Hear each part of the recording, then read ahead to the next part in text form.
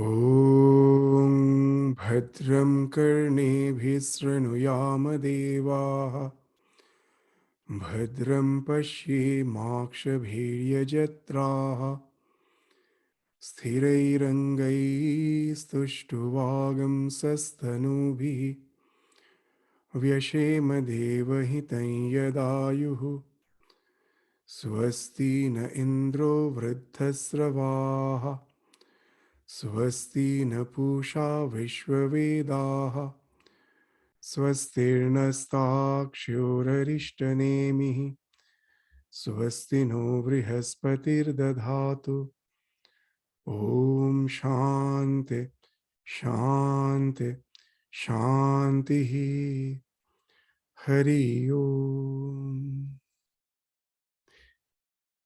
May we hear with our ears what is auspicious. May we see with our eyes what is auspicious. While praying with steady limbs, may we attain the lifespan allotted to us. May Indra bestow well-being on us.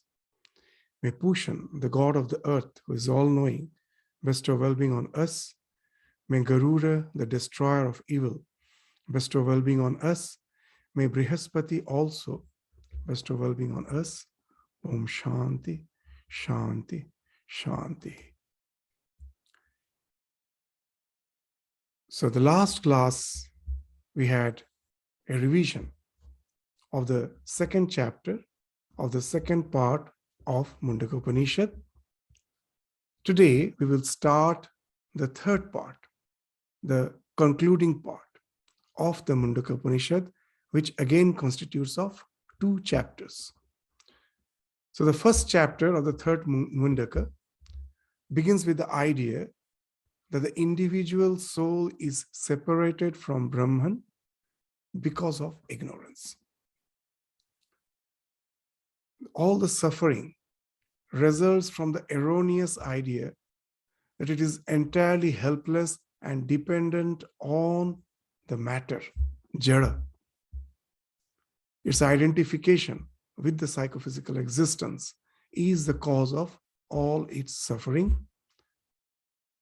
And what's the way out? Through the knowledge of its oneness with Brahman, it again discovers its innate greatness and thereby overcomes grief. So these are the ideas with the first 2 mantras of the first chapter of the third Mundaka will enunciate. So we will start with the first mantra of the first chapter of the third part of Mundaka Upanishad.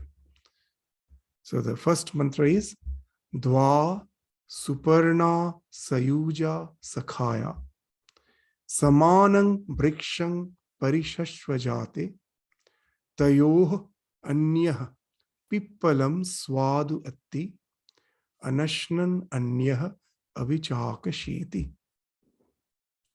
So these 2 slokas are quite well-known slokas of the Mundaka Upanishad, these first 2 mantras, which speaks in the form of an allegory of 2 birds sitting in a tree.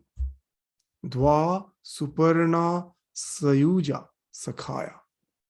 Suparna means birds. Suparna, the etymological meaning is one with good wings. Parna is the wing, Suparna is one with the good wings. So that means the birds. Dva signifies 2. So these 2 birds, Dva, Suparna, they're always united. Sayuja, this word Sayuja means they're always united. And they're known by the same name, Sakhaya. They're known by the same name. And they stay in the same tree, Samanang Vrikshang Parishashvajate. So the Parishashvajate indicates they're clinging to the same tree. Tayo Anyah Pippalang Swadu Atti. Of those 2, one of them, Tayo Anyah. Atti means eats. What it eats? The sweet fruits of the tree. Pippalam Swadu. Swadu Pippalam means the sweet fruits. Swadu means tasty, pippalam, the fruits. So the one of them is constantly tasting the sweet fruits of the tree. Anashnan anyah abhichakashiti. The other doesn't eat the fruit. It is just the witness. It's just looking without eating. So these are the two birds. So this, with the form of the allegory, the Upanishad is speaking of the Jivatma and the Paramatma. So Dwa Suparna, these two birds, as we said, the Parna means wings, Su means good. The one who has those good wings are the two birds, Suparna. These two birds refer to the Jivatma, the individual soul, and the Paramatma, the Supreme Self. So what is the Jivatma? It is the Paramatma, which is reflected in the psychophysical existence, in the body and mind. So the former means Jivatma, the one who is tasting the fruits, is the pure consciousness conditioned by the body and the mind on account of its association with ignorance. Once the ignorance dawns in, it identifies itself with the reflection. So the Sayuja means they're always united. The Jivatma is the reflection of the Paramatma in Buddhi. So you cannot separate the two. The way I cannot separate the reflection from its object, the object which is being reflected, the reflection and the object are inseparable. Similarly, the Jivatma and the Paramatma, they are Sayuja, always united. You cannot think of the one without the other. Wherever there is a Jivatma, there must be the Paramatma, because Jivatma is the reflection of the Paramatma in Buddhi. And then what it speaks of, this Sakhaya, same name. One we are saying Jivatma, the other we are saying Paramatma, but both are Atma. Now what's the meaning of the word Atma? As both are called as Atma, so they are Sakhaya, they carry the same name. Why it is called Atma? The Jivatma as well as the Paramatma, both are called Atma. The word Atma etymologically means, in Sanskrit, A samantyat tanoti vyapnoti. The one that pervades everything. Samantyat, everything. Tanoti vyapnoti. Vyapnoti means it pervades. Whatever you see, everything that which pervades is Atma. So how come Jivatma as well as the Paramatma being indicated as Atma? Because the Jivatma pervades the psychophysical entity. It is local. It is local. But at the same time, I cannot indicate it to be localized in a particular part of my body. As long as I'm identified with the psychophysical existence, the entire psychophysical existence is pervaded by the Jivatma. And Paramatma pervades the entire creation. So both are pervading. The Jivatma pervades the psychophysical entity, and the Paramatma pervades the entire creation.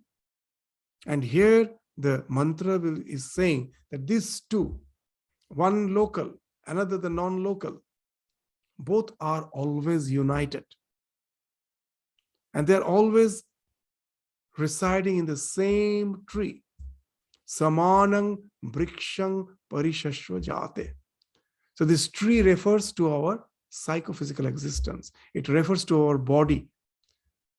So they cling to the same tree. So etymologically, the word vriksha means what? That which is perishable, that which is decaying. Vrashchanat, ksharanat, vriksha. Vrashchanat, that which is perishable. Means one day it is going to die. Vrashchanat. And then why again the word ksharanat is used? that it is perishable, it will die one day. But even before death, it is constantly transforming, it is decaying. That speaks of Ksharanat. So this vriksha, this body, is being called vriksha because it is perishable and it is decaying. So as has been mentioned in the Katha Upanishad, which Shankaracharya refers to in his commentary while commenting on this mantra, is that this body, this like a tree, this body is subject to destruction. So that's what Vrashchanath Sharanat. It has its root above, but what's the difference between a tree, an ordinary tree, and this tree called this body of the tree of life? Its root is above, Urdhva Mula, and branches are below, Avak Shakha, as has been spoken of in the Bhagavad Gita, as has been spoken of in the Katha Upanishad. So Urdhva Mula, Avak Shakha, Esha Ashwatha Sanatana. The same idea. Ashwatha, that which is perishable. It is not going to last forever. So this tree is Urdhva Mula. This root is in Brahman. That is the cause. And the branches, which are like our prana and the organs, all the vital organs, our vitality, all these like the branches, which constitutes our psychophysical existence, they are spreading downwards. So this psychophysical existence is supported by ignorance. As long as the ignorance is there, this psychophysical existence is sustained. How it is sustained? As we discuss again and again, the moment, because of ignorance, the Paramatma identifies itself with the Jivatma, seeing its reflection in the psychophysical existence. Now its endeavor is to realize the eternity in the psychophysical existence, which is never possible. So what's happening in the constant change, the flow, the body mind is flowing, changing, but the endeavor to keep it imperishable speaks of the entire process of evolution. And that's how, though it is perishable, for the time being, it is sustained because of this ignorance. The one who is imperishable, seeing his reflection of something perishable, once endeavors to realize that imperishable nature in the body-mind complex. And that's how the body-mind complex is sustained. And all the various fruits are the fruits of the actions of the living beings in the tree. So that's how Shankaracharya is describing this tree of life. So the Paramatma being reflected in the psychophysical existence, in the vriksha, gives the idea of the Jivatma. This Jivatma, Paramatma is always the witness. It is only the Jivatma, the thing which is reflected in the psychophysical existence. What it is doing? It is constantly testing the fruits of its actions. Tayo Anya Pippalang Swadu Atti, one of them. So that is the Jivatma. It eats the fruits, the sweet fruits. That is to say, it experiences the pain and pleasure. And this Jivatma, because of the lack of discrimination, identifies itself with the body and experiences the fruits of action. From avidya results in kama, kama results in karma. From ignorance comes desire, the desire results in action. And this cycle constitutes our psychophysical existence. So this is the Jivatma, which is testing the fruits. Tayo Anya Pippalam Swadu Atti. So this Jivatma is constantly tasting the fruits, that is experiencing the pain and pleasures of life. Anashnan Anya Abhichakashiti. The Paramatma, the Anashnan Anya, the other, of these two birds, the other, that is the witness. That is to say, the Paramatma, he is the witness. Though it is immanent, it is at the same time transient. It's what you say, that this the body is transient, and in that the self is immanent. It's always there. It's being reflected there. So when these two birds, one as the Jivatma, the experiencer, and the other as the Paramatma, the witness, are clinging to the same tree, then what happens? So that will be spoken of in the next mantra. So the first mantra speaks of this self, the same self being reflected in the psychophysical existence, appears as the Jivatma, and because of its identification with the psychophysical existence, anything which happens to the psychophysical existence, it thinks it happens to it, and it suffers. Just that example, we say that we have parked our car in the parking lot called this body. The car is as if our Jivatma, the soul, the individual self, is being parked in the parking lot called this body. Suppose you're in a movie theater watching a movie, and suddenly there is an announcement that there is a fire in the parking lot where you have all parked the cars. It's a multi-layer parking car. We don't know where you have parked your car, so we are sorry for the interruption, but please move out. We don't know whose car is on fire. So all are anxious, running, thinking it's their car which is on fire. Most probably, the fire was yet to engulf any of the so-called vehicles, but all were rushing out. They were anxious. The anxiety was the reason of the anxiety was that they thought their car has caught fire. So all our anxiety, suffering results from the idea that the soul has caught fire. It never catch fire. But this wrong notion that the parking lot has caught fire, not the car. So this wrong notion is the result of all the suffering.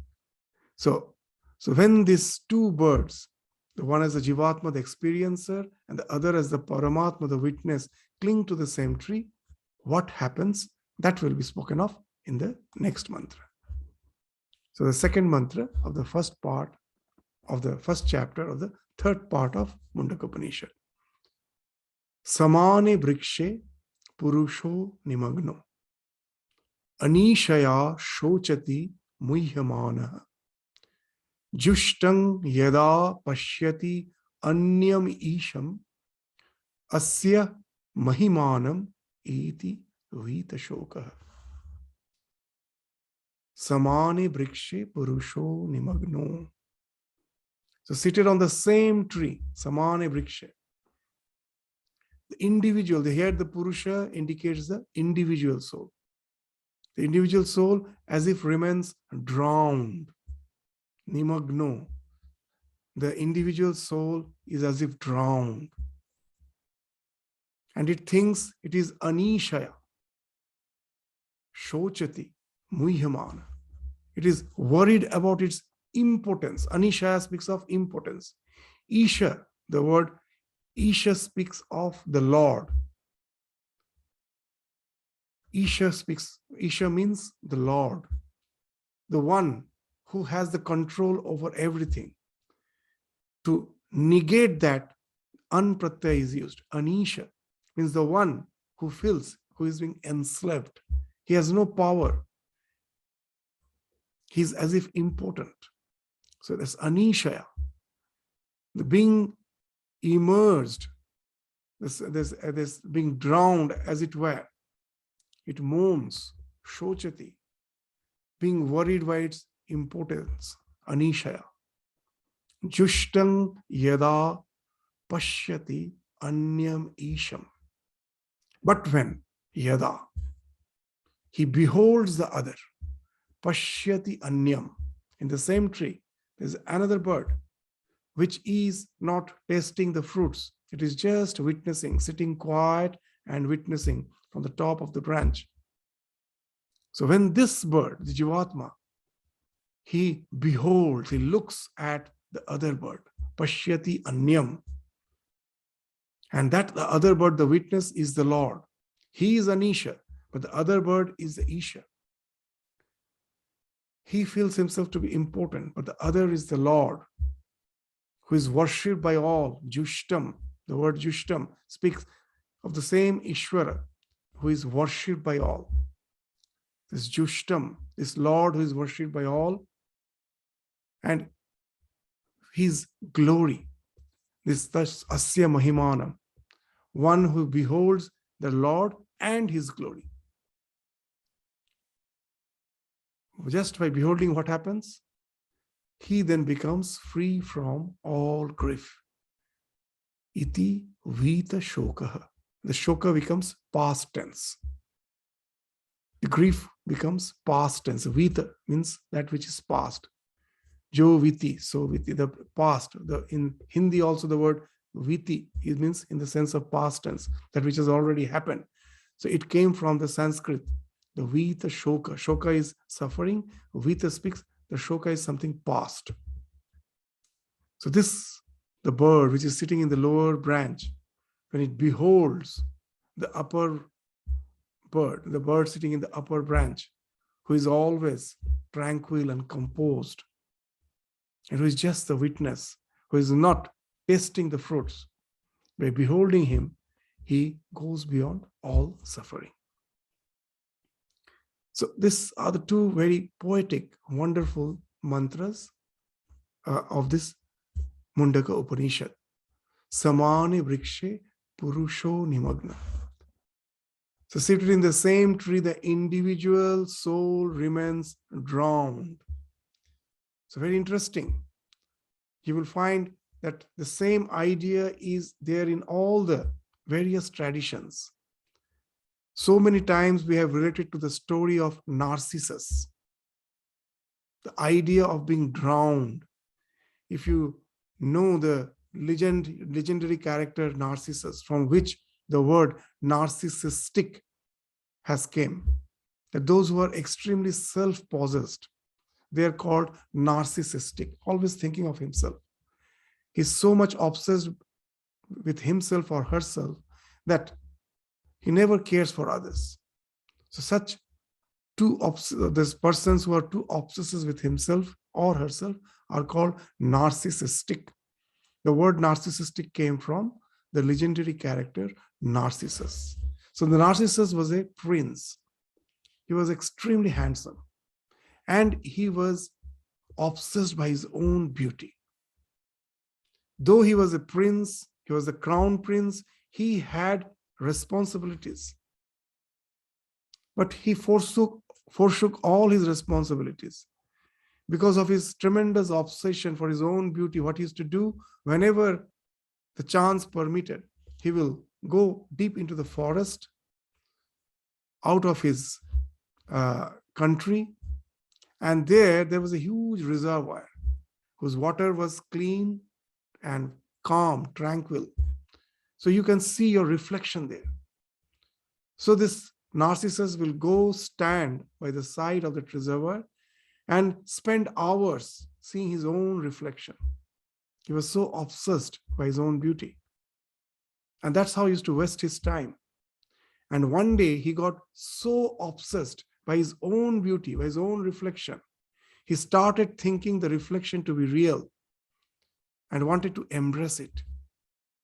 And it jumped on the reservoir, drowned, and died. That's the story of Narcissus. So there also in the story we find the idea of drowning. So here also, in spiritual sense, we are all narcissistic. That the Paramatma, seeing its reflection in the psychophysical existence, has become nimagna, has as if drowned in it. And that's the cause of the spiritual death. So thus the grief of the jiva is the result of its identification with the psychophysical existence with this body. And under the heavy weight of ignorance, desire, action, and the longing for the results of action, as Shankaracharya says, avidya kama karma, the jiva becomes drowned, as it were, in the ocean of the world. This cycle of avidya kama karma, how it binds us, that the self, which is Sat Chit Ananda Swarupa, we have discussed so many times, Sat Swarupata speaks of its that uninterrupted existence in all the phases of time, past, present, future. It was, it is, it will be. Its existence is never interrupted by any phase of time, past, present, and future. So what is Sat in Vedanta? Sat is described as Trikal Avadhita, whose existence, Avadhita, is uninterrupted by Trikala, by the three phases of time, past, present, future. And that Sat is again Chit Swarupa. It's not matter. It's not that the matter has conglomerated to accidentally create consciousness. That the ultimate Sat Swarupata, which is our real nature, is again Chit Swarupa. It is consciousness. Consciousness and consciousness alone, which is the essence of our being. And that consciousness is imperishable. It is always in the eternal present. As there is no decay, it is always in the eternal present. And that Chit, the consciousness, is always in bliss. It is beyond the dualities of joys and sorrows. That speaks of Ananda Swarupata. So if the core of our being is Sat Chit Ananda Swarupa, why in our life we suffer? If the core of our being is bliss and bliss alone. So Swami Vivekananda gives that example, that the mind behind which the Sat Chit Ananda Swarupata is always there as the core of our being, it when is getting reflected through the mind, what it appears like, that the mind is like, as Swami is saying, is like a reservoir. And below that reservoir, the self is something, on the bed of the reservoir is the self. The Swami Vivekananda is using an allegory to explain the cause of our suffering. Now, when the reservoir or the lake is calm and tranquil, its water is pure, it has no turgidity, and there are no waves, then if anything is on the bottom of the lake, it is visible. You will find that when in a swimming pool, the water is clean, no one is swimming, the water is tranquil. If anything is there on the bottom of the swimming pool, it is visible. But when everyone is swimming, the water is agitated, the bottom is not seen.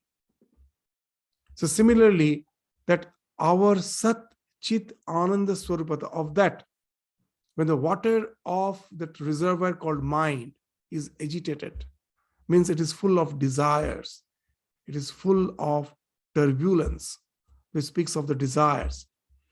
Then what happens? There is a selective filtration. Sat Swarupata, Chit Swarupata, this never gets filtered. It's always percolates through our mind, because we are always aware of our existence. I exist and I am aware of my existence. So Sat Swarupata, Chit Swarupata never gets obscured. What gets obscured because of the waves of the mind is the bliss, Ananda Swarupata. And that's been spoken of in Vedanta a very nice way, that this external world, we feel this, the matter, the jada, has the capacity to give us happiness. We stretch our hands out in the world thinking that I am unfulfilled and there are so many things which can give me fulfillment. So I reach out. And when I get the object of my desire, I do feel happy. Then can I deny that happiness is dependent on something which I desire for? So here, Swamiji is explaining Vedanta with the help of this allegory. What happens? He's saying that when the water is agitated, the Ananda Swarpata alone gets obscured. The Sat Swarpata, the Chit Swarpata, that never gets obscured. But when the water is tranquil, then the Ananda Swarpata also percolates, giving me happiness. The happiness doesn't come from outside, from the object. On getting the object of my desire, my mind gets tranquil for the time being, and the Ananda Swarpata, which is the core of my being, that percolates to my body, mind, senses, giving me the sense of bliss. This is the thing in all our happiness. This is the equation that works. That suppose I desire something, like someone already have a car but wants the latest model of a car. And he's trying to get funds, he's bothered whether he can buy it or not. And with all his, by taking loan or whatever way it is possible, at last he manages to buy the car. And once he owns the car, he's tremendously happy. And he thinks the car has given his happiness. But what actually has happened? That when he was desiring for the car, his mind was fully agitated with so many waves, desires, that each and every wave of the mind was speaking of the desire. I want that car. The moment it got the car, for the time being, there was no desire. A type of let go ensued. The mind was tranquil. It is not the car that gave the happiness. It is the bliss, which is the core of his game, being that percolates through his body, mind, sense, and he feels the happiness. But because of ignorance, he thinks it is a car, it is the external world that gives his happiness. So now you will understand that why Shankaracharya is saying avidya kama karma chakra is the cycle in which the jiva is drowned. Because of ignorance, we stretch out in the form of desire. And once we have a desire, that results in action. And once we have that action, through the action, we enjoy the results of desire. For the time being, there is a bliss. And again, the ignorance forces me to stretch out, to fulfill so many innumerable desires. And that's how we are drowned in this vriksha of life. Because of this, through the cycle of this avidya kama karma. And when we are in such a situation, what results in, at last we find we are as if impotent, and we moan, being worried by our impotence. Anishaya shochati muhyamana.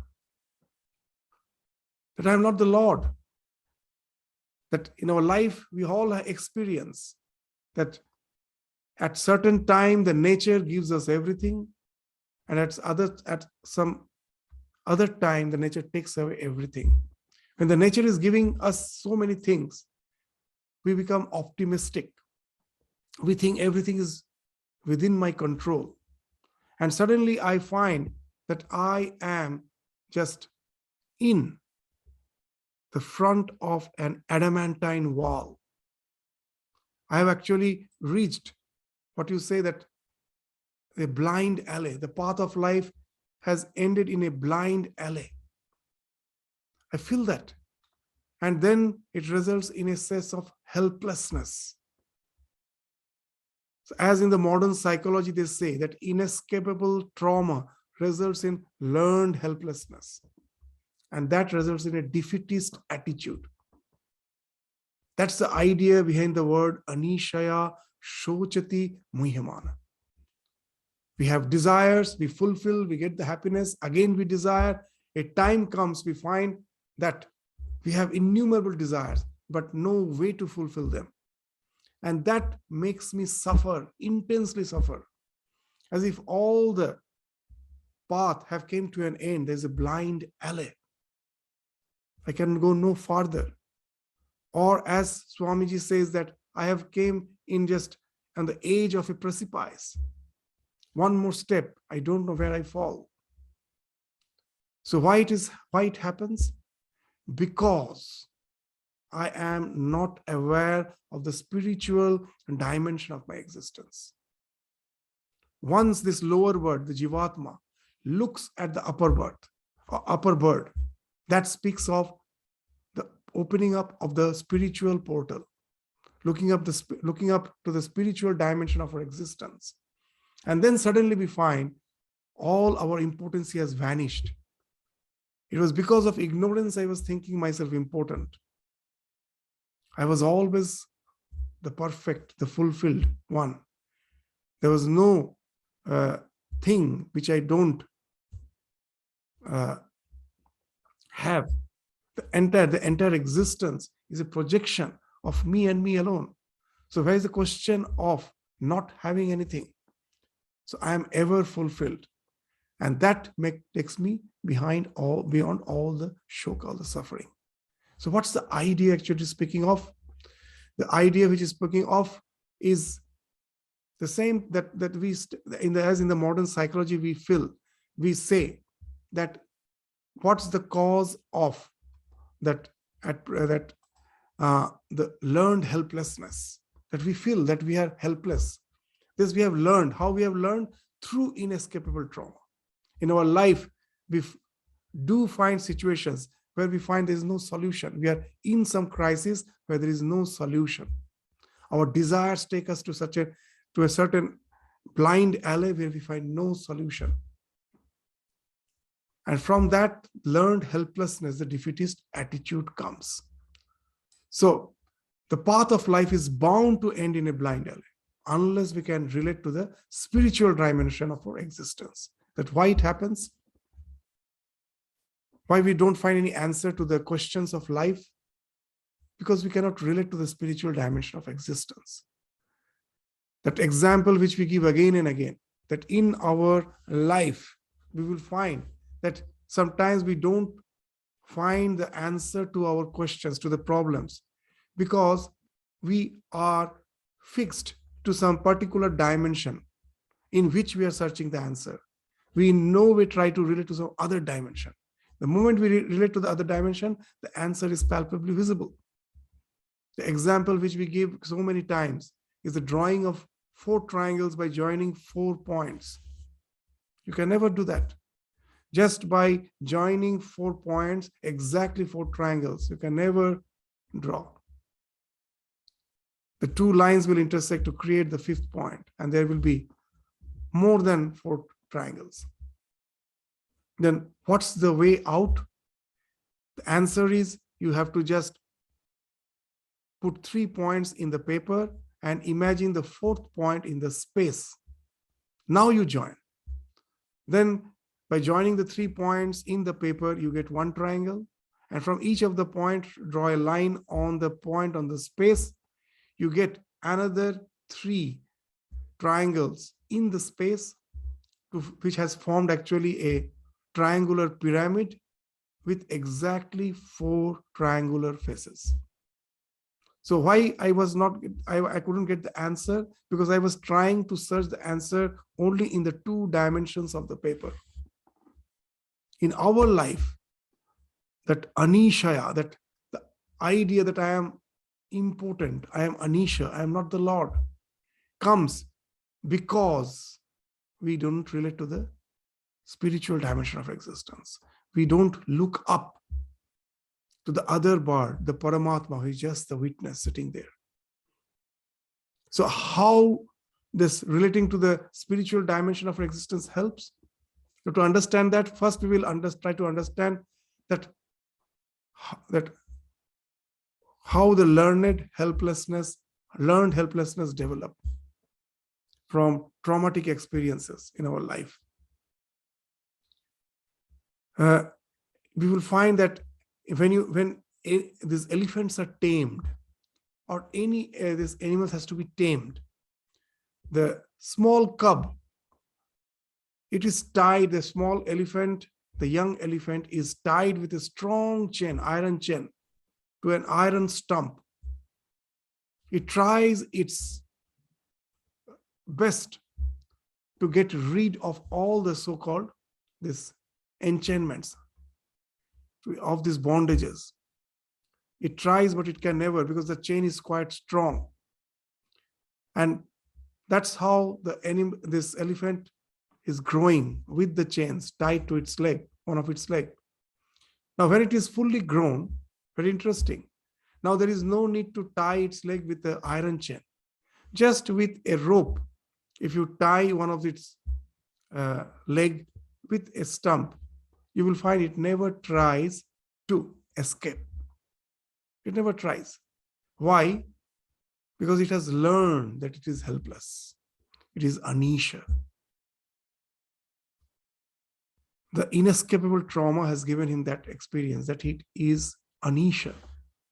It is important. And from that develops a defeatist attitude.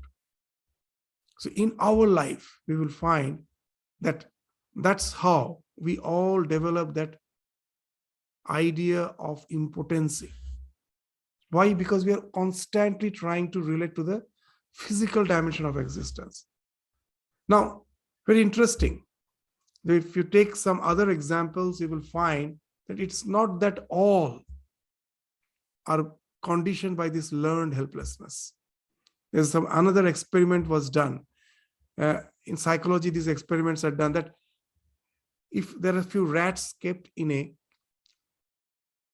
this glass case, the glass case is designed in such a way that in between, in the middle, there are some rollers. Now, if the roller is frictionless, then what happens when the rats are kept in one end of that glass case, on the other end some food is kept. When the rat is hungry, it wants to go to the other side. But as the wheels are frictionless, it tries and tries but cannot go to the other side. Now, next what they do, they just increase the friction of the wheels a little, so that if the rat tries a bit hard, it can cross. But out of the 10 rats, it was found that the 8 of them won't try at all.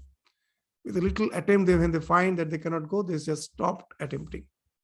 But 2 of them, at 20%, they try hard and go to the other side. So, though most of us are bound to develop that sense of impotence, a few are there who are always optimistic. So now the research was done that what makes a few optimistic and most of us pessimistic when we face the problems of life. So the 2 main factors which decides one to be pessimistic contrary to the one who is optimistic is that the pessimist take any problem as permanent. I can never, in no way, I can cross this. So it takes it's permanent. But the optimist, the 20%, they think, yes, each and every time I have to try anew. Last time I failed. The next time, most probably I may succeed. So it takes all the problems of life as temporary. The pessimist thinks a problem to be all pervasive. An optimist thinks it to be local. It just affects a part of my life. Now, this we extend to that spiritual dimension of existence. The moment when we are facing the problems of life, and we try to really find the answers of all the questions in this life alone, there cannot be any answer. There is an adamantine wall. We are bound to develop that defeatist attitude. We are bound to develop that learned helplessness. We are bound to feel that I am anisha. I am not the Lord. But the moment I look up to the spiritual dimension of my existence, which is Trikala Vadhita, Nothing can affect it. It is in the eternal present. There is no decay. There is no question of being affected by pleasure and pain. The moment I relate to that, then what happens? All the problem becomes temporary. Yes, that all the so-called happenings of life cannot affect the entirety of my being. For the time being, because of ignorance, as I am attached to this body-mind complex, so I am experiencing this pleasure and pain, but really I am that self who is sitting on the upper branch, tranquil. That's my real nature. So what happens? All the problems becomes temporary. They are no more permanent. And they are local, means they cannot just engulf my entire being. I cannot be nimagna, I cannot be drowned by that problem, because it just affects a part of my existence. It's affecting an infinitely small aspect, infinitesimal aspect of my existence. And it is temporary in time. So that's how I can go beyond the shoka, vita shoka. Once I relate to the spiritual dimension of my existence, which is eternal, then this life becomes just a journey. We are all co-passengers and we are all in a journey. Our destination is somewhere else. Whatever is happening during the journey is temporary, is local. It is not going to stay with me through eternity. So the journey can become joyous, knowing that all these trials and tribulations are just for the time being. It cannot affect the real me. And that's how I can become I can go beyond the shoka, the vita shoka. So in the spiritual life, the moment I am aware of the fact that I am that self, I am that upper bird which is sitting, not eating fruit, just as the witness. The moment I can realize that, our sufferings becomes attenuated, because we don't take them to be real. It is not real, something affecting the real me. As Sri Ramakrishna, when he was suffering from cancer, when anyone is to ask him, "Sir, how are you?" He used to say, "Shorir jane, dukkho jane, mon tumi ananda thake." The body knows it's suffering. Mind be at peace, being identified with the self. So the moment the spiritual portal opens up, the sufferings of life becomes vita, the past tense. We will find that Swami Vivekananda, in one of his lecture, is not quoting this mantra, but most probably this is the mantra which he is having in his mind, and he is interpreting this mantra in a very, very poetical way, wonderful way. So I will, before concluding the class today, just go through the interpretation of Swamiji of this mantra. I will read out Swamiji's words. Two birds of beautiful plumage, inseparable companions, sat upon the same tree, one on the top and one below. The beautiful bird below was eating the fruits of the tree, sweet and bitter. One moment a sweet one, and another a bitter. The moment he ate a bitter fruit, he was sorry. But after a while, he ate another, and when it too was bitter, he looked up and saw the other bird, who ate neither the sweet nor the bitter, but was calm and majestic, immersed in his own glory. And then the poor lower bird forgot and went on eating the sweet and bitter fruits again. What a nice explanation. That when in our spiritual journey, we have just started our spiritual journey, we have started reading the scriptures, and where again and again it relates to our majestic self, the Atman. For the time being, we feel we have to be one with it, but again we forget. We again start eating the sweet and bitter fruits. That's what Swamiji is saying, that first there's the bird which was eating the sweet and bitter fruits. Once it ate the bitter fruit, it was sad. Again, it ate a bit more bitter fruit. It was so sad, and now it looked up and saw that bird, which is sitting there majestically, without eating bitter fruit and the sweet fruits. It is just happy with itself. Seeing that, it started proceeding towards it, but again it forgets. And that's what Swamiji is saying. And then the poor lower bird forgot. It forgets that actually it was proceeding towards that, and again went on eating the sweet and bitter fruits. Until at last he ate one that was extremely bitter. Vishada, that's Gita starts with Vishada Yoga. When you have eaten an extremely bitter fruit, the crisis of life now really makes you that look up again to find out another dimension of existence. That when he ate an extremely bitter fruit, that's what in all the scriptures you will find, which starts with the Vishada. You study Bhagavatam, it starts with Vishada. Bhagavad Gita starts with Vishada. That sufferings of life is a blessing if it enables to open up the spiritual dimension of our existence.